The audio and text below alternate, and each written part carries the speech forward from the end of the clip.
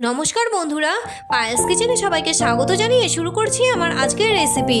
আজকে আমি তোমাদেরকে এই ভিডিওতে দুধের ছড় দিয়ে খাঁটি ঘি তৈরি করে দেখাবো, আর তার সাথে বাটার বানিয়েও দেখাবো। তাহলে চলো বন্ধুরা রেসিপিটি শুরু করি। প্রথমেই বলে রাখি, ঘি বানানোর জন্য কিন্তু মোটা সরের প্রয়োজন হয়। সর যত মোটা হবে ঘি তত ভালো হবে। প্রতিদিন আমরা আমাদের খাওয়ার জন্য যে দুধ জাল করে থাকি, সেটা জাল করার পর একটু ঠান্ডা হলে উপরে মোটা সর পড়ে থাকে। ওই সরটাই তুলে তুলে আমি ডিপ ফ্রিজে রেখে দিয়েছিলাম। প্রতিদিন সর জমা হতে হতে এখন অনেকটা সর হয়ে গেছে। ঘি বানানোর 2 ঘন্টা আগে আমি সরের বাটিটি ফ্রিজ থেকে বের করে রেখেছিলাম সরের বরফ ছাড়ানোর জন্য। এবারে সরটিকে মিক্সিতে আমি ব্লেন্ড করে নিচ্ছি। আর এই জলটিকে আমি রেখে দিচ্ছি। এই জল দিয়ে রুটির আটা মাখলে রুটি খুব নরম হয়। এছাড়া তোমরা ঘোল হিসাবে ও রান্নার কাজে ইউজ করতে পারো। আর বাটারটিকে আমি কয়েকবার ফ্রিজের ঠান্ডা জল দিয়ে ধুয়ে নিচ্ছি। যতক্ষণ না জলটা সাদা হয়ে যাচ্ছে ততক্ষণ পর্যন্ত ধুয়ে নিচ্ছি। এখন কিছুটা বাটার অল্প একটু নুন দিয়ে মেখে নর্মাল ফ্রিজে আমি রেখে দেব।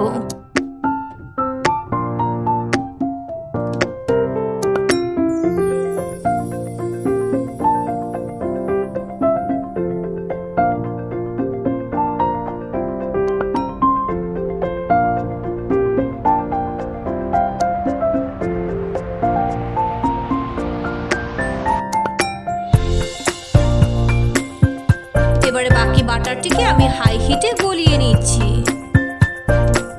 বাটারটি গলে গেলে লো হিটে আমি জাল করে নিচ্ছি। আর অনবরত নেড়ে নিচ্ছি, নইলে কিন্তু নিচে ধরে যাবে। আমি সরটিকে মিক্সিতে ব্লেন্ড করে নিয়েছিলাম।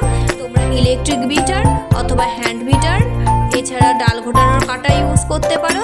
আর তা না হলে হাত দিয়ে সরটিকে মথে নিতে পারো। এছাড়া শিলনোড়াতে পিষেও সরটিকে তোমরা ফেটিয়ে নিতে পারো। এবারে এটিকে আমি ছেঁকে নিচ্ছি, যাতে চালা পুড়ে না যায়। আর এই ছাঁকনিতে যে চালাটি জমা হয়েছে, এই চালাটি কিন্তু গরম ভাত দিয়ে এছাড়া মুড়ি দিয়েও খেতে কিন্তু দারুণ লাগে। এবারে এটিকে আরো কিছুক্ষণ জাল করে নিচ্ছি। চালাটি ভালো মতো লাল হয়ে গেলে আমি গ্যাসের ওভেনটিকে অফ করে দিচ্ছি। ঘি আমার রেডি। এবারে ঘিটিকে ছেঁকে নিচ্ছি। ঘিটিকে ঠান্ডা করার পর আমি একটি কাচের বয়ামে ঢেলে রাখছি।